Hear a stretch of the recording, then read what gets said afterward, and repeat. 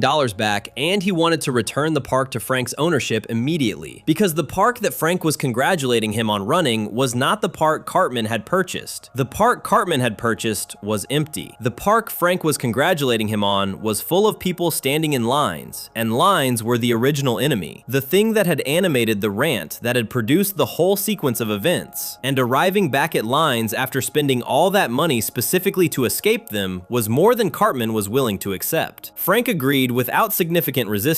The transaction moved in reverse. The park went back to its original owner at the same price it had been sold for, and Cartman stood outside the gates holding a check for $1 million for the second time in the episode. The first time being the moment he had cashed his grandmother's inheritance, and the second being this moment, which would turn out to be considerably shorter. The IRS arrived before Cartman had finished processing the return to financial solvency. Two agents, operating with the calm efficiency of people who had been watching the situation develop from a professional distance, took the check and explained the situation in terms that left no ambiguity about where things stood. Cartman had operated a business. Operating a business required keeping records of income and expenses and reporting them to the federal government in the form of taxes. Cartman had kept no records of any kind during his ownership of Cartmanland. He had admitted paying visitors for weeks, collected their entrance fees, paid his security guard and his maintenance workers, and his food service staff, and recorded none of it in any form that the IRS could recognize as compliance with its requirements. The penalty for this was half of everything he had. $500,000 went to the government as a combination of unpaid taxes and the penalties that accumulated on top of unpaid taxes when the taxpayer in question had made no apparent effort to address the obligation. The remaining $500,000 was still in Cartman's possession for approximately the length of time it took the next piece of information to arrive. Kenny McCormick had died on one of Cartmanland's rides. A broken pipe jutting from the roller coaster track had struck him in the face during the ride's operation, and Kenny had not survived the encounter. His parents had filed a wrongful death lawsuit against the park's operator, which at the time of the death had been Cartman, and the settlement amount was the exact figure that remained after the IRS had taken its share. Cartman's defense against the wrongful death claim was the one available to him, which was also the least legally useful defense imaginable. He explained that Kenny died all the time, that this was simply what Kenny did on a regular basis and had been doing for as long as anyone could remember, and that a single death at a theme park was not meaningfully different from any of the dozens of other deaths Kenny had experienced across the preceding years, without anyone filing a lawsuit over any of them. The episode notes that this is one of the few moments in South Park's run where Kenny's recurring death gag is directly acknowledged by another character as a pattern, rather than treated as a fresh event each time it occurs. Cartman knew Kenny kept dying. He was citing this knowledge as a legal argument. The IRS agents found the argument unpersuasive. The money was gone, all of it, and then some. The final accounting left Cartman not at zero, but in debt, owing $13,000 additional dollars to the IRS beyond what had already been seized, a figure that would follow him into court proceedings he had no resources to address. The $1 million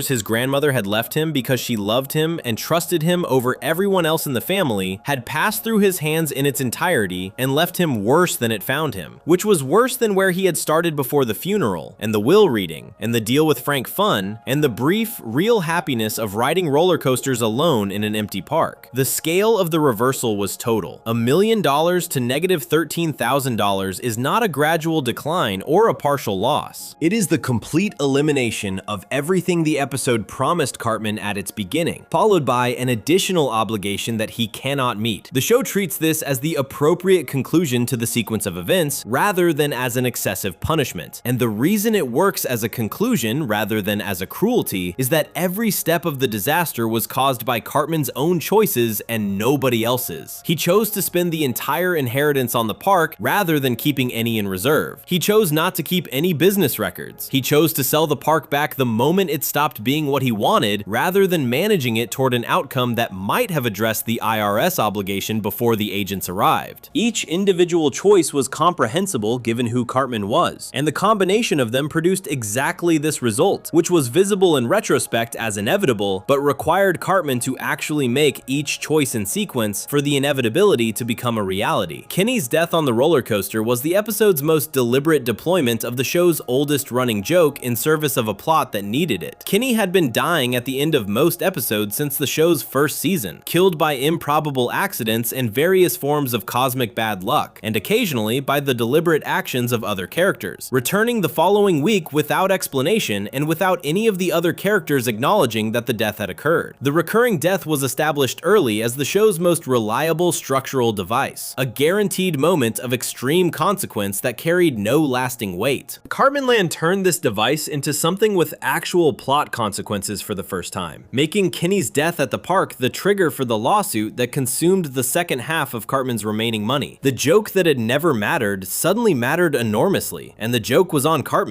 Cartman's attempt to explain Kenny's death history as a legal defense was the episode finding the maximum possible comic use for the collision between the show's internal reality and its external one. Inside South Park's universe, Kenny died constantly and returned constantly, and the other characters occasionally referenced this, but generally treated each death as though it were the first one. The wrongful death lawsuit required someone to acknowledge that Kenny dying at Cartmanland was an event that had legal weight, which meant treating it as though it were a singular consequential death rather than one in a long series of deaths that had produced no consequences for anyone. Cartman knew the truth about Kenny, which was that his death at the park was not meaningfully different from his death anywhere else, and he said so, and the people with the legal authority to decide these things disregarded his argument entirely. The reappearance of Frank Fun after the IRS had finished its accounting was the final closed door. Cartman, now holding nothing and owing $13,000 he did not have, went back to Frank and asked to buy the park again. The logic was the same logic that had driven the original purchase, the idea that owning the park would provide the resources necessary to address whatever problem was immediately in front of him, except that this time the problem was the debt the park's ownership had created. Frank declined. The park that Cartman had accidentally transformed from a failing regional attraction into a thriving success was now worth considerably more than the $1 million Cartman had paid for it, and Frank had no reason to sell it back at the original price to the buyer who had just returned it. He had a successful park and a buyer with no money, and the transaction Cartman was proposing made no sense for anyone except Cartman. Cartman was pepper sprayed by the security guard he had hired and then fired when the money ran out. This detail, the guard he had originally brought in to keep Stan and Kyle out of his park, now turning his pepper spray on Cartman himself, completed the reversal with a specificity that went past coincidence into something that felt almost designed. The tool he had used to maintain his private kingdom was now being used against him by the kingdom's new occupants. He stood outside the gates crying, covered in pepper spray, with nothing, and the scene played without any additional commentary because no additional commentary was necessary. Stan wheeled Kyle's hospital bed to this exact moment. The timing was entirely accidental from a narrative standpoint, the plan having been made before anyone knew what Cartman's financial situation was going to look like by the time they arrived. But the accident produced something the episode could not have arranged more precisely through deliberate design. Kyle watched Cartman cry outside his own former park and felt his hemorrhoid begin to recede. His vital signs improved, the color returned to his face. The condition that had been escalating toward his death for the entire episode, tracking Cartman's fortune in inverse proportion, reversed when Cartman's fortune became what it was at that moment, which was less than nothing. Stan's instinct, dismissed as naive consolation when he first suggested it in the hospital, turned out to be accurate. Cartman was indeed miserable. He had simply been miserable at a time that had not yet arrived when Stan described it, and the treatment plan of wheeling Kyle to the park to observe Cartman directly had only worked because the timing aligned the observation with the exact moment the misery became fully visible. Had they arrived a week earlier, Cartman would still have been furious about the lines and the crowds, but still nominally in possession of his $1 million.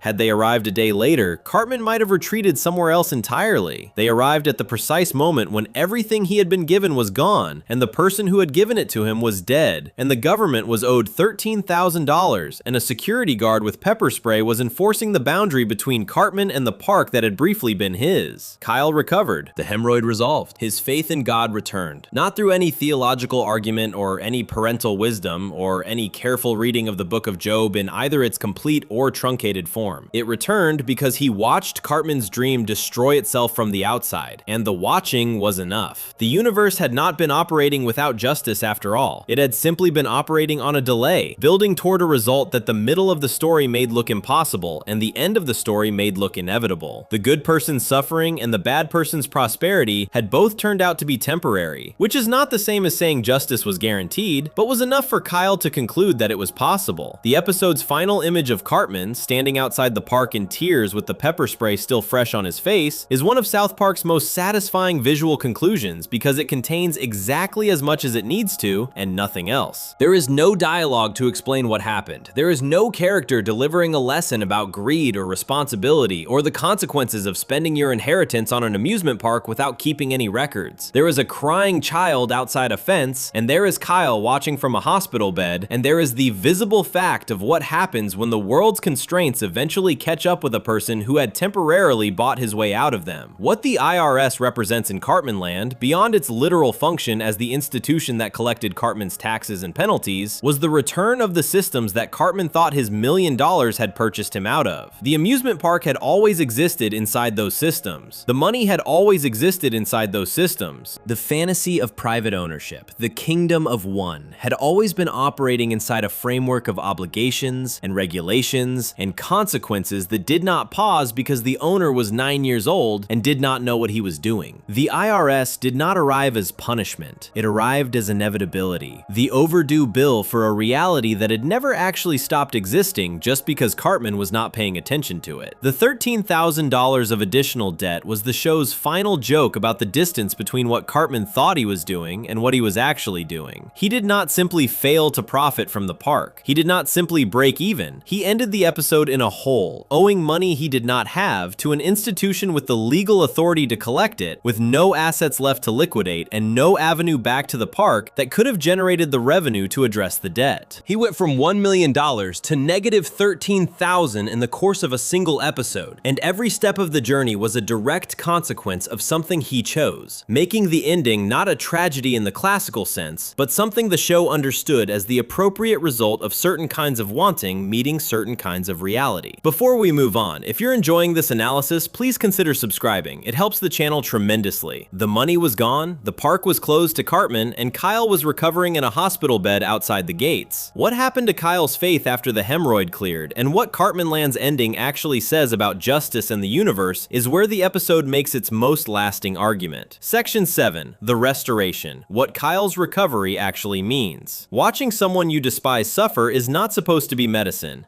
The medical literature does not list it as a treatment for any condition, and most frameworks for thinking about human well-being, therapeutic or religious or philosophical, would describe the improvement of one person's health through the observation of another person's misery as something to be examined carefully rather than celebrated. Kyle Broflovsky recovered from a life-threatening hemorrhoid because he watched Eric Cartman cry outside a theme park, and the episode presents this as a happy ending without any apparent discomfort about what kind of happiness it describes. Understanding why that works, why it feels earned rather than troubling, requires looking carefully at what Kyle's recovery actually represented and what the episode was saying through it about the relationship between justice, faith, and the specific form that cosmic reassurance sometimes takes. Kyle's faith did not return because the universe explained itself to him. No divine voice arrived to provide the context that would make Cartman's brief prosperity and subsequent ruin into a coherent moral lesson with a clear takeaway. No figure of religious authority appeared to offer the theological framework that would resolve the contradiction between a benevolent God and a Cartman with a theme park. His parents had already tried the theological framework approach, deploying the Book of Job with the best intentions and producing a result that made things measurably worse. What restored Kyle's faith was not explanation but evidence, the direct visual confirmation that the prosperity he had found morally intolerable was not permanent, that the universe had not simply decided to award Cartman everything and leave Kyle with an infected hemorrhoid as a permanent settlement of their respective accounts. This distinction between explanation and evidence is one of the most honest things the episode observed about how faith actually functions in human experience. Most people do not maintain religious belief through theological argument. They maintain it through the accumulated sense that the world operates in ways that feel, at least some of the time, roughly consonant with some principle beyond pure randomness. When evidence accumulates that this sense is wrong, faith becomes harder to sustain. When evidence arrives that it might be right after all, faith recovers. Kyle's crisis was experiential, and his recovery was experiential, which made both of them more psychologically realistic than a version of the story that moved through abstract reasoning toward a philosophical conclusion. The specific evidence that restored his faith was also important in its particularity. Kyle did not recover when he heard that Cartman's money had been taken by the government. He recovered when he saw Cartman crying outside the park with pepper spray on his face, observed through the window of a hospital bed that Stan had arranged to be wheeled to exactly this location at exactly this moment. The direct observation mattered in a way that secondhand information would not have. He needed to see it. The recovery of faith through seeing, rather than being told, was the episode's most precise psychological note, and it connected to something real about how human beings process injustice and its resolution. Reading about someone's downfall produces a different response than watching it happen, and for Kyle, only the watching was sufficient to close the gap that Cartman's fortune had opened in his understanding of how the world worked. The Book of Job comparison the episode had established through Gerald and Sheila's bedside reading also resolved in a way worth examining carefully, because the resolution was not the one the Bible provided, and the difference between the two resolutions says something specific about what South Park was actually arguing. In the biblical text, Job's restoration was provided by God directly. His wealth was doubled, his children were replaced, his health returned. The restoration was supernatural in origin, a deliberate divine act that answered Job's suffering with abundance that went beyond what he had before his trials began. The resolution was granted rather than observed, delivered from outside rather than arrived at through events in the world. Kyle's restoration was observational and secular. God did not intervene in Cartman's financial situation. The IRS did. Kenny's parents did through the legal system. Frank Funn did by declining to sell the park back. The sequence of events that produced Cartman's ruin was entirely explicable through ordinary cause and effect, requiring no supernatural component whatsoever. Cartman did not keep records, and the government collected taxes. A ride was badly maintained, and a child died and his family filed a lawsuit. A business owner declined a bad deal. The outcome that restored Kyle's faith was produced by the same systems of legal accountability and operational consequence that would have produced it for any adult who had made the same sequence of choices Cartman made. There was nothing miraculous about it. This is where the episode's relationship to the Book of Job became genuinely interesting rather than simply parallel. The biblical text uses Job's suffering and restoration to make an argument about the nature of divine justice, the idea that God operates according to principles that exceed human understanding but ultimately tend toward the good. South Park took the same narrative structure and ran it through a secular engine, producing an outcome that felt like justice without requiring any mechanism beyond the ordinary workings of institutions that already exist. The IRS is not God, the legal system is not providence, but the result they produced together was the result Kyle needed to conclude that the universe was not, after all, simply running on chaos with occasional cruelty as its only organizing principle. Parker and Stone described themselves in various interviews across the show's run as agnostic or atheist in their personal beliefs, and this secular sensibility showed up consistently in how South Park handled religious material. The show was not anti-religious in any simple sense. It took religious questions seriously enough to build entire episodes around them, and it treated the impulse toward faith as a comprehensible human response to the genuine difficulty of navigating a world that does not come with an instruction manual. But it rarely resolved its religious storylines through divine intervention or supernatural confirmation. It resolved them through events, through the behavior of characters and systems and institutions that produced outcomes which could be interpreted as meaning without requiring God to have arranged them. Kyle's restored faith was the show's most direct statement of this secular but not cynical position. He believed in God again because Cartman lost everything, and Cartman lost everything because he made a series of predictable errors that the legal and financial systems of the United States responded to in entirely predictable ways. Whether God was behind those systems or whether those systems simply existed and operated independently was a question the episode carefully declined to answer. Kyle concluded that God had arranged the outcome. The episode showed what produced the outcome. The gap between Kyle's interpretation and the episode's presentation was not ironic. It was the show's most thoughtful observation about what faith actually is, the layer of meaning that a person applies to events that do not come with meaning pre-attached. The hemorrhoids resolution, which occurred as Kyle watched Cartman cry, was the show's physical comedy completing the thematic argument. The condition that had grown in direct proportion to Cartman's apparent prosperity retreated in direct proportion to Cartman's actual ruin, and the directness of this correlation was played as a joke about Kyle's body responding to moral conditions the same way a thermometer responds to temperature. But the joke was also making a claim. The physical world and the moral world were connected, at least for Kyle, at least in this episode, in a way that made his hemorrhoid a kind of instrument for measuring the distance between how things were and how they should be. When the distance collapsed, the instrument registered it. Stan's role in the recovery was worth examining separately from Kyle's, because Stan accomplished something the episode did not stop to credit him for fully. His consoling theory that Cartman was probably miserable was not arrived at through any particular insight insight into Cartman's situation. It was the thing you say when you cannot fix what is wrong and want to offer something anyway. But the plan he built around that theory, the decision to wheel Kyle's hospital bed to Cartmanland so that Kyle could see for himself, was a better plan than it had any right to be given the information Stan was working with. He did not know the IRS was coming. He did not know Kenny had died on a roller coaster. He did not know that the moment he chose to bring Kyle to the park would align with the exact lowest point of Cartman's experience of it. He simply decided to try the direct approach when every indirect approach had failed. The result was that Stan's best friend recovered from a life-threatening condition through the observation of Cartman's misery, and Stan was the one who arranged for the observation to happen at the right moment, without knowing it was the right moment or that the moment was coming. His friendship expressed itself not as wisdom or insight, but as persistence, the willingness to keep trying things after each attempt produced no useful result, until one of the things he tried happened to land exactly right. This is a less glamorous version of what friendship looks like than the version where the loyal friend delivers the perfect piece of advice at the perfect moment, but it is more recognizable as what loyalty actually tends to involve in practice, which is showing up repeatedly without any guarantee that showing up will help. The episode's ending restored not just Kyle's faith, but the show's internal moral order, the understanding that Cartman's particular brand of selfishness and cruelty would eventually encounter the consequences those qualities generate when applied to systems that do not make exceptions for personality. This moral order was not guaranteed by anything the show had established before Cartmanland. Cartman had done terrible things across 4 seasons without facing consequences proportionate to the harm he caused. Scott Tenorman Must Die, 2 episodes earlier in the same season, had shown him committing an act of violence that would have been extraordinary in any context and experiencing it as a triumph rather than a reckoning. The show did not promise consistent justice for Cartman. Cartmanland delivered it anyway, and the delivery felt earned precisely because it was not promised. The resolution also did something subtle with the episode's framing of the grandmother's inheritance. Mabel Cartman had loved her grandson with the specific and unconditional love that some grandparents provide, and she had expressed that love through $1 million left to him ahead of everyone else in the family. Her love had not been misplaced in any sentimental sense. She was not wrong to love him. She was not wrong to leave him the money. What the episode showed was simply that love expressed through unconditional provision, through giving without expectation of responsible use, does not protect its recipient from the consequences of what they choose to do with what they have been given. Mabel's love got Cartman $1 million.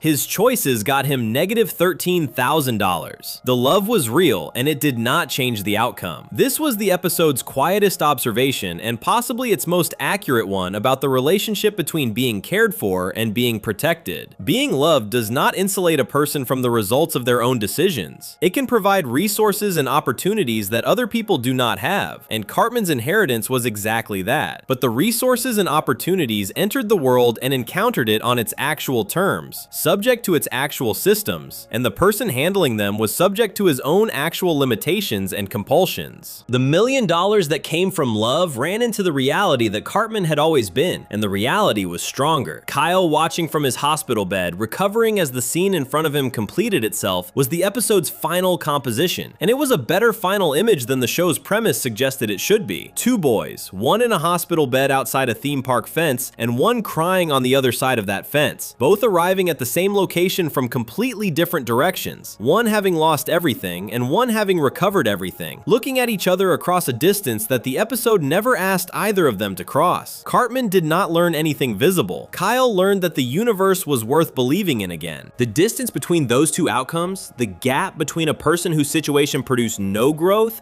and a person whose situation produced restored faith, was the episode's final word on the relationship between Cartman and Kyle, which was that their experiences of the same sequence of events produced completely different conclusions that neither of them could access from the other's position. The hemorrhoid was gone. The park was Cartman's former property. The $1 million was the government's current asset, and Kenny's family settlement and the operational budget of an amusement park that was doing better than it had ever done before Cartman bought it, largely because Cartman had bought it. The universe had not delivered a message. It had delivered a result, and Kyle had taken the result and made a message out of it. The same way people have been taking the results the universe delivers and making messages out of them for as long as there have been people with the capacity to wonder whether any of it meant anything. Whether it did was a question Cartmanland declined to answer on behalf of its audience. Kyle's faith was his to maintain or lose again. Cartman's debt was his to address or ignore. The park was Frank Fun's to run with the energy and the visitor numbers that Cartman had accidentally generated. The episode ended where it had to end, with each character in the position their choices had produced, and with the story's moral weight distributed across the gap between deserving and receiving in a way that felt, for the length of an episode, like something close to justice, without requiring the audience to conclude that justice was guaranteed, or that the universe had been proven to care. Before we move on, if you're enjoying this analysis, please consider subscribing. It helps the channel tremendously. Kyle's faith came back from the side of Cartman's ruin, and what his faith came back to was a world where the episode's events had actually happened, where a failing amusement park had briefly thrived and then returned to its original owner more successful than before. The accidental business story inside Cartmanland turns out to be one of the episode's stranger and more durable legacies. Section 8. The Accidental Entrepreneur. What Cartmanland revealed about desire and exclusion. Frank Fun's park was failing before Cartman bought it. After Cartman bought it and spent several weeks refusing to let anyone in, it became the most talked about regional attraction in the area, covered by business press with the enthusiasm of journalists who believed they had found something genuinely new in a familiar industry. The transformation from struggling local amusement park to thriving destination happened without any change to the rides, the food, the layout, the staff, or any of the operational elements that normally determine whether a theme park succeeds or fails. The only thing that changed was that a 9-year-old with an inheritance and a grudge told the public they could not come, and the public responded by wanting to come more than they had ever wanted to come when coming was unrestricted. This was the episode's most uncomfortable joke, the one that sat underneath the more obviously funny material about hemorrhoids and IRS agents and the death of Kenny on a roller coaster. The uncomfortable joke was that Cartman's strategy worked, not as a strategy because he had no strategy, only a desire to be alone and a willingness to broadcast that desire in the form of a commercial designed to make specific people feel bad about their exclusion. But the result of what he did, measured in visitor numbers and business press coverage and the transformation of a failing park into a successful one, was the result that an actual marketing strategist might have aimed for if they had understood what produces desire and had the nerve to apply that understanding without softening it. Scarcity creates value. This is one of the oldest and most consistently demonstrated principles in economics, observed across every category of goods and services that human beings have assigned prices to, and it applies with particular force to experiences rather than objects because experiences cannot be stockpiled or obtained through alternative channels once the original source of access is controlled. A limited edition product can sometimes be approximated or substituted. An amusement park that has announced it will not admit you is simply closed to you, and the closure, if made visible and specific enough, converts the ordinary desire to visit an amusement park into something more acute. The wanting becomes personal. The park is not just unavailable in the way that a park closed for winter maintenance is unavailable. It is unavailable because someone decided you specifically should not be there. Luxury brands have understood this for decades, and the mechanisms they use to produce desire through exclusion are not fundamentally different from what Cartman did accidentally with his Cartmanland commercial. The handbag that requires placement on a waiting list. The restaurant that seats fewer than 30 people and books months in advance. The membership club that maintains a deliberate opacity about its admission criteria. All of these produce in their potential customers a version of the same response that Cartman's commercial produced in the residents of South Park. The object or experience has not changed. The knowledge that access to it is restricted has changed the object's perceived value, sometimes dramatically, without any corresponding change in the thing itself. What Cartman added to this familiar mechanism was the personal dimension, and the personal dimension was what made his version of exclusion so much more effective as a desire-generating tool than the impersonal scarcity that luxury brands typically employ. A waiting list is impersonal. A membership threshold is impersonal. A commercial in which the owner of an amusement park looks into the camera and names you specifically as someone who will not be admitted is something else entirely. It converts a general feeling of exclusion into a targeted one, and targeted exclusion generates a specific kind of wanting that impersonal unavailability does not produce at the same intensity. Kyle and Stan did not simply want to visit an amusement park. They wanted to visit that amusement park because that amusement park's owner had told them by name that they could not. The business analysts who covered Cartmanland's success described the "you can't come" technique as brilliant, and their description was wrong about the intention behind it and right about the effect. Cartman was not deploying a technique. He was expressing a genuine and deeply held preference for a world in which Stan and Kyle specifically did not get to enjoy things that he enjoyed. The commercial was not designed to create desire. It was designed to create pain, targeted at two people whose pain Cartman found satisfying. The desire it created in a broader audience was a side effect of the pain it was trying to inflict on a specific audience of two. The business analysts, watching the side effect produce results that looked like a carefully engineered marketing campaign, attributed to strategy what had actually been produced by cruelty, aimed in a direction they were not observing. This misattribution of Cartman's behavior as strategic genius was the episode's most precise satirical observation about how business journalism and financial analysis actually work. The capacity to identify patterns and attribute them to intention is one of the things analysts do, and it is genuinely useful when the patterns being observed were in fact produced by intention. When patterns are produced by accident or by motivations entirely different from the ones being attributed, the analytical framework breaks down, but the framework rarely has a mechanism for detecting this because the people running the framework are looking at outcomes rather than origins.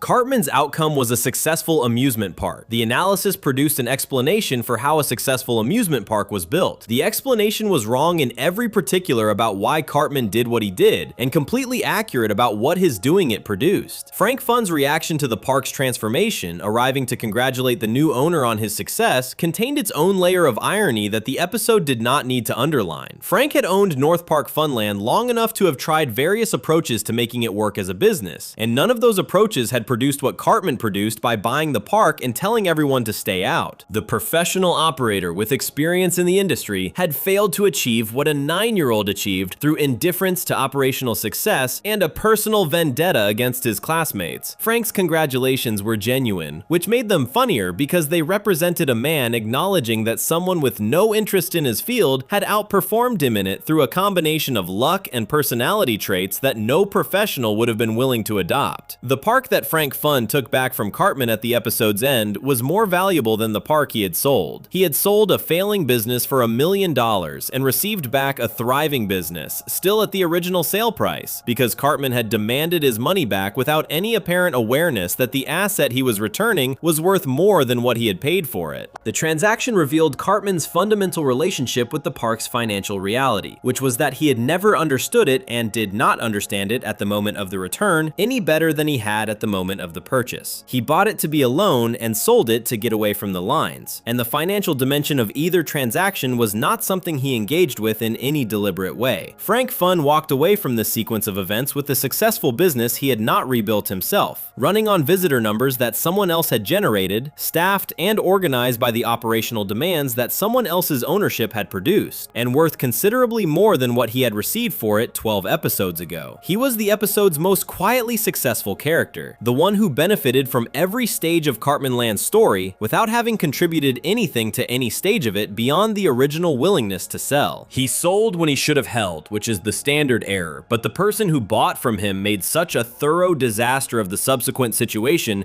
that Frank ended up with a better business than he had started with, through no effort of his own. The rides themselves, and what happened on them during Cartmanland's operational period, contain details worth noting for how they connected the park's physical reality to the rest of the episode's concerns. The Haunted Manor referenced the Disneyland Haunted Mansion, which had been operating since 1969 and had become one of the most visited attractions in the history of theme parks, a ride so consistently popular that the line for it on busy days could stretch to multiple hours. Cartman's version of this attraction was available to him without any line at all, and he rode it when he wanted and left when he wanted and came back when he wanted, which was the fantasy the Disneyland original was designed to produce in its visitors through theatrical means, while actually moving them through in tightly managed groups of 50 at a time. Cartmanland delivered the experience that Disneyland was designed to simulate, and delivered it to exactly one person, and that person eventually chose to give it back in exchange for $1 million that the government was already waiting to take. The roller coaster that killed Kenny was the ride where the park's operational failures became fatal rather than merely inconvenient, which was also the ride that the business success had made necessary to staff and maintain at a level that had clearly not been met. A broken pipe jutting into the path of an active roller coaster was a maintenance failure, the kind that happens when a newly acquired park is run without professional oversight by someone who does not understand what maintaining a roller coaster requires. Cartman had not inspected the rides before opening. He had not established a maintenance schedule. He had spent his inheritance on the purchase price and begun enjoying the park immediately, deferring every operational question until it became impossible to defer further. The roller coaster coaster's broken pipe was the deferred maintenance made lethal, and Kenny's death on it was the logical endpoint of treating an amusement park as a personal toy rather than as a physical plant with ongoing safety requirements. Kenny's family's ability to file a wrongful death lawsuit against Cartman rather than against North Park Funland as an institutional entity was connected to the structure of Cartman's ownership. He had bought the park as an individual rather than through any corporate structure that might have separated his personal assets from the park's liabilities, which meant the lawsuit reached directly into whatever money he had rather than being absorbed by a business entity designed to limit personal exposure. This was not a deliberate choice by Cartman, who had not thought about liability structures any more than he had thought about maintenance schedules or tax obligations. It was simply what happened when someone acquired a business without understanding anything about the legal and financial architecture that usually surrounds business ownership. And the result was that every liability the park generated became his personal liability without any buffer between the claim and his resources. The accidental entrepreneur that Cartmanland created and then destroyed was also, without meaning to be, a demonstration of something genuine about what happens when a business is run by someone whose motivations have no relationship to the business's actual function. The park succeeded because Cartman's personal behavior toward the people he excluded produced a desire response that his own enjoyment of the park then confirmed through the evidence of a very happy owner. It failed because Cartman's personal behavior toward the park's operational requirements produced the neglect and disorganization that legal and financial systems eventually moved to address. His personality was simultaneously the source of the success and the source of the failure, operating in opposite directions at once, and the two directions reached their conclusions at almost the same moment, which was why the park was full of visitors and the IRS was waiting outside on the same day. What Frank Fun inherited when Cartman sold the park back was the success without the personality that had produced it, which raised a question the episode did not address and did not need to address. Whether North Park Funland, operated by Frank Fun under its original name and without Cartman's commercial taunting anyone specific to stay out, would maintain the visitor numbers Cartmanland had built was not the episode's concern. The park's future was not part of the story. What was part of the story was the shape of Cartmanland's arc, which moved from empty and joyful to full and miserable, and the shape of that arc matched the shape of something real about what desire does when it finally gets the thing it was after, and discovers that the thing requires different conditions than the wanting did. Cartman wanted an empty park. He got an empty park, and it was everything he had imagined. The park's transformation from empty to full was not a failure of imagination. It was the cost of the infrastructure required to keep the thing he imagined in existence. The wanting could be sustained by a single person alone. The thing the wanting wanted required systems and staff and visitors and taxes and maintenance schedules. And those requirements were indifferent to how strongly he had wanted it, or how perfectly it had delivered when it was briefly what he had paid for it to be. Before we move on, if you're enjoying this analysis, please consider subscribing. It helps the channel tremendously. Cartmanland's business story ended with Frank Fun holding a better asset than the one he sold, and Cartman holding a debt he could not pay. What the episode's place in South Park's larger history looks like, and why Season 5 produced so many of the show's most enduring episodes in such a short window, is where the story opens up beyond a single park in a single Colorado town. Section 9. The Golden Age. Season 5 and the episode that almost wasn't made. Summer of 2001 was when South Park figured out what it was going to be for the rest of its run. Not in a single moment or through a single decision, but through a concentration of episodes produced across a few months that demonstrated with a consistency the show had never previously achieved that the construction paper animation and the crude surface comedy were housing something capable of genuine and lasting artistic ambition. Season 5 aired between June and December of that year, and produced more entries in the show's all-time critical rankings than any other single season, a density of quality that has caused multiple critics and longtime fans to describe it as the show's peak, the moment when everything that Parker and Stone had been developing across 4 years of accelerating competence arrived at the same place at the same time, and produced television that nobody else was making. The conditions that produced Season 5 were partly creative and partly structural, and understanding both helps explain why the season landed the way it did. By 2001, Parker and Stone had been running the show for 4 years, under the production conditions that had defined it from the beginning. A weekly schedule that gave them 6 days to write, animate, voice, score, and deliver a finished episode. A pace that most television productions would have described as impossible, and that South Park had been maintaining since 1997, through a combination of technical innovation, creative recklessness, and a willingness to work at speeds that left no room for the kind of second guessing that that slower productions used to sand down their roughest edges. The rough edges were part of the product. The speed was not a limitation the show was working against, it was a condition the show had built its identity around. Season 4 had shown them something about their own process that they brought into Season 5 as a structural commitment. The episodes that worked best, that landed with the precision and the weight that the show was capable of at its highest, tended to be the ones organized around a single story, rather than the 2 or 3 parallel plots that the show's earlier seasons had used to fill their runtime. The multi-plot structure had served a purpose in the beginning, giving the show more to cut to when a single premise was running thin, providing relief valves when any one storyline needed time to develop without holding the audience in the same space too long. But the multi-plot episodes also distributed their energy across multiple targets, diluting the force that a single sustained story could concentrate on a single subject. And the show's best individual moments from those seasons were often moments where one plot had temporarily consumed all the available attention. Scott Tenorman Must Die. Produced at the very start of Season 5 with a production code of 501, even though it aired fourth in the broadcast order, was the purest expression of the single plot commitment the show had been moving toward. It had one story, one villain, one sequence of cause and effect running from beginning to end without interruption, and it was the episode that Parker and Stone pointed to most consistently in subsequent interviews when they described what they were trying to do with the season as a whole. The willingness to trust a single idea to carry an entire episode without a subplot as insurance was a creative bet, and Scott Tenorman Must Die demonstrated that the bet paid off when the single idea was strong enough and the execution was precise enough to sustain 22 minutes without requiring anything else to lean on. Cartmanland followed the same structural logic, and Parker and Stone's description of almost not making it in the DVD commentary was itself an illustration of the risk the single plot commitment carried. If the premise was not strong enough, or if the scenes inside the premise did not generate the material the episode needed, there was nothing to fall back on. No subplot to cut to, no secondary characters pursuing their own business that could provide a tonal break or a comedic reset when the main story needed one. The episode that Parker and Stone almost discarded because the premise felt too basic and too cliched turned out to contain exactly what the single plot structure required, which was a premise simple enough to be understood immediately and specific enough to generate an entire episode's worth of scenes that each revealed something new about the characters and the situation without repeating what the previous scenes had already established. The creative decision Parker described in the commentary, the realization that a cliched overall premise could still produce original and interesting individual scenes, was the show finding the practical language for something that the best situation comedies had always understood intuitively. The premise of any episode of a long-running series is rarely what makes the episode memorable. The audience already knows the characters, already understands the world, already has access to the emotional register the show operates in. What the individual episode adds to that existing knowledge is the specific texture of what happens this time, the particular choices the characters make in the particular situation the premise creates, the moments of surprise or recognition or escalation that could only occur inside this episode's specific configuration of events. Cartman buying a theme park was the premise. What made the episode was everything the premise allowed to happen, which turned out to be more than the premise suggested it would. Season 5's density of quality extended well beyond the 2 episodes that Cartman anchored. It Hits the Fan, which opened the season, used a specific word 162 times on cable television as a satirical argument about language and moral panic, producing an episode that was simultaneously a media critique and a comedy, and an experiment in what happened when a word was repeated past the point where it retained any shock value. Cripple Fight took a scene from John Carpenter's They Live and extended it to excessive length as a joke about how long the scene actually was in the original film, which required the audience to have seen They Live to understand the joke and rewarded them with something that worked whether they had seen it or not. Towley introduced a character built entirely around a single joke, and then extended that joke far past the point where a less committed piece of comedy would have found an exit, discovering in the extension something genuinely strange about what a character defined entirely by one recurring behavior could do inside a story. The season was also the one that contained the episode where Cartman discovered who his father actually was, a storyline that had been running as an unresolved thread since the show's first season, and the episode that introduced Timmy, and the episode episode that sent the boys to Afghanistan in the immediate aftermath of September 11th, produced under the show's usual weekly timeline and aired within weeks of the attacks. The September 11th episode, In the Hands of America, demonstrated what the show's production speed made possible that no other television production could match. The ability to respond to a current event not months later, but within the same news cycle, delivering commentary while the event was still being processed rather than after the processing had settled into received narrative. Cartmanland aired on July 25th, 2001, which placed it before the September 11th attacks and before the season's final run of episodes that addressed the aftermath of those attacks. Its concerns were entirely pre-September 11th in their orientation, focused on the child's inheritance and a theme park and an ancient religious text, with no anticipation of the way the cultural atmosphere would shift in the weeks after its broadcast. The episode that almost was not made aired into a world that still felt, on July 25th, continuous with the world of the previous summer and the version of the show it represented. Confident and formally ambitious, and willing to commit entirely to a single premise, was the version that the season's final episodes would carry into a changed landscape without losing what had made the summer episodes work. The critical reception of Cartmanland at the time of its original airing was positive, without being the kind of immediate landmark recognition that Scott Tenorman Must Die received. It sat in the season as a strong episode rather than the definitive one, which was partly a function of timing, airing 2 weeks after the episode that had changed the show's ceiling in ways that made everything that followed it look, at least initially, like it was operating in Scott Tenorman's shadow. The reappraisal of Cartmanland as one of the season's most philosophically interesting entries happened over the years that followed, as the episode accumulated the kind of attention that comes from being watched and rewatched outside the context of its original broadcast, where the comparison to Scott Tenorman Must Die was less immediately present, and the episode's own qualities became more visible on their own terms. The 8.9 rating it holds on IMDb places it among the show's top episodes across its entire run, a ranking that reflects accumulated viewer opinion across 2 decades rather than the response of a single season's audience. This kind of delayed recognition was common for the episode's type, the philosophically ambitious comedy that required some distance from its immediate context before its specific qualities became fully apparent. The job parody, the economic satire, the portrait of a specific kind of desire and its consequences, all of these dimensions of the episode were visible to attentive viewers on first broadcast, but became clearer with repetition and reflection than they were in a single viewing embedded in a season that contained multiple episodes competing for the same kind of attention. Parker and Stone's own assessment of the episode, preserved in the DVD commentary recorded years after the original broadcast, was notably warmer than the ambivalence they described when making the decision to proceed with the premise in the first place. They watched it back with what sounded like genuine affection for what they had produced, recognizing in the finished episode things that the original pitch had not made visible. The cliched premise had done exactly what Parker said he realized it could do while they were making it, which was provide a stable enough frame for the scenes inside it to do genuinely original work, without the frame itself competing for attention. The episode succeeded in the way that simple premises sometimes succeed when they are executed with enough care and precision, not despite the simplicity, but through it. Season 5 as a body of work was the product of 2 people who had been doing something difficult at speed for 4 years, and had reached the point where the difficulty had internalized enough that the speed stopped costing what it used to cost. The episodes did not feel rushed in the way that some first and second season entries did, where the production timeline was visible in the uneven pacing and the moments where a joke ran slightly longer than it should have because nobody had time to find the right cut point. By season 5, the process had been refined enough that the speed produced compression rather than roughness, episodes that were tight and purposeful rather than ragged, built on a week's work that felt like it had been assembled with more time than it had. The single plot structure was both a creative choice and a practical acknowledgement of what the production timeline could sustain with the quality the show was reaching for. A single plot required one premise, one set of characters, one escalating sequence of events to track and pace and land correctly. A multi-plot episode required all of that twice or 3 times, with the additional challenge of managing the cuts between stories in ways that served both plots without shortchanging either. At the speed South Park operated, simplifying the structure was not a concession to limitation, but a recognition of where the available energy was best concentrated. Cartmanland's place in this creative context was the place of an episode that demonstrated the single plot commitment at its most sustainable, applied to a premise that anyone could understand, and characters whose relationship to each other had 4 years of accumulated history behind it. Kyle's faith crisis was not established in this episode. It drew on everything the show had built about Kyle's character across 4 seasons. The moral seriousness, the specific intensity of his relationship with Cartman, the way his identity as a Jewish kid in a small Colorado town had been used to locate him as the character most likely to feel cosmic injustice as a personal wound. Cartmanland did not create these qualities. It found a situation in which they could all express themselves at once, under pressure, in ways that revealed things about the character that more ordinary situations would not have reached. The episode that Parker and Stone almost did not make became, in the 2 decades after its original broadcast, one of the entries that longtime fans returned to most reliably when they wanted to show someone what South Park could do that other animated comedies could not. Not because of its extremity, which was modest by the show's standards, and not because of its cultural controversy, of which it produced essentially none, but because of the precision with which it used a simple premise to examine a genuinely old and genuinely difficult question about why the world does not distribute its rewards and punishments according to any principle a reasonable person would have designed, and because of the specific way it answered that question, partially and provisionally in a way that felt honest rather than reassuring. Season 5 ended and the show kept going, as it had kept going after every previous season, carrying forward what it had learned about itself and producing new episodes under the same impossible timeline that had always defined how it worked. Cartmanland stayed in the catalog, rewatched and discussed and rated by new viewers who came to it without the context of the season that surrounded it, finding in it what the original audience had found, and some things the original audience had not had time to see. Before we move on, if you're enjoying this analysis, please consider subscribing. It helps the channel tremendously. Season 5 established what South Park could be when it committed fully to a single idea and followed it without flinching. What Cartmanland says about desire, ownership, and the limits of getting exactly what you want carries past the episode itself into something worth sitting with on its own terms. Section 10. The Comedy of Cosmic Justice. Why Cartman losing feels like laughing at God. Schadenfreude is the German word for the pleasure derived from another person's misfortune, and it carries a mild cultural embarrassment in most contexts where it is acknowledged. The slight awkwardness of admitting to a feeling that most ethical frameworks would prefer people not have. Laughing at someone else's suffering sits in an uncomfortable category, recognizable as a genuine human response and simultaneously difficult to defend as a morally admirable one. Most people experience it, and most people would rather not be caught experiencing it, which means it tends to operate quietly, in private, acknowledged among trusted company, but rarely in the open. What Cartmanland did was take this feeling and build an entire episode around its most socially acceptable form, which is the pleasure of watching a genuinely terrible person lose something they should never have had in the first place. The specific form of pleasure the episode offered was not simple cruelty dressed up as comedy. The laugh produced by watching Cartman stand outside his former park covered in pepper spray and crying is not the laugh of someone enjoying suffering for its own sake. It is a laugh of recognition, the acknowledgement that something has resolved in a direction the audience felt it should resolve, but was not certain it would. The episode had spent its entire runtime building the case that Cartman's prosperity was wrong in some fundamental sense. Not wrong legally, not wrong through any mechanism that could be addressed by an authority anyone had access to, but wrong in the way that things feel wrong when they violate an internal sense of how distribution should work. The laugh at the end was the release of the tension that wrongness had been building. Not cruelty, but relief. And the relief arrived in the form of laughter, because laughter is one of the few socially acceptable ways of expressing the specific feeling of a wrongness corrected. Aristotle wrote about comedy in terms of its relationship to what he called the base, or the ugly, suggesting that comedy drew its pleasure from the depiction of characters whose flaws and failures were below the level of genuine tragedy, people whose suffering was real, but not catastrophic enough to produce the catharsis of tragic recognition. His framework distinguished comedy from tragedy not by the nature of the events depicted, but by the nature of the characters experiencing them. Tragic figures were elevated enough that their falls produced awe and pity. Comic figures were diminished enough that their falls produced laughter. Cartman fit this framework with a precision that made Cartmanland one of the cleaner illustrations of Aristotelian comic theory available in popular culture, which was almost certainly not something Parker and Stone were consciously pursuing, but which emerged from their understanding of what made Cartman funny as a result of who he was. The key to the episode's comic success was establishing, before the fall, that Cartman genuinely deserved to fall. This sounds simple, but it required the careful work the episode did in its early sections, building the case through Cartman's behavior at his grandmother's funeral, through the commercial commercial he aired to make specific people feel bad about their exclusion, through his treatment of the security guard and his indifference to Kenny's death, and his complete absence of any engagement with the responsibilities his ownership created. The audience laughing at his eventual ruin was laughing in proportion to how thoroughly the episode had justified the ruin, which meant the comedy was doing something that had a genuine moral structure underneath it, using laughter as the mechanism for affirming a principle about what people deserve, rather than as a simple response to someone's pain. This is the social function that comedy has always served alongside its entertainment function, though it is rarely stated directly because stating it directly tends to make it sound both more utilitarian and less funny than it actually is. Comedy, in many of its most durable forms, is a mechanism for enforcing social norms without the cost of formal enforcement. The person who is laughed at has experienced a consequence for their behavior that is real and felt without requiring any institution to administer it. The person doing the laughing has participated in an act of collective norm affirmation that produces pleasure as a byproduct, making the enforcement feel good rather than burdensome. The laugh tracks on sitcoms existed partly to signal to audiences that the behavior being depicted on screen was the kind of behavior that produced laughter in a community, which was itself a form of social coding about which behaviors were acceptable and which were not. Cartmanland used this mechanism with enough precision that the episode's ending worked even for viewers who had never thought about comedy's social function and had no interest in doing so. The pleasure of watching Cartman lose did not require any theoretical framework to be felt and enjoyed, but the framework explains why the pleasure was available, why the episode structure produced a satisfying laugh rather than a guilty one,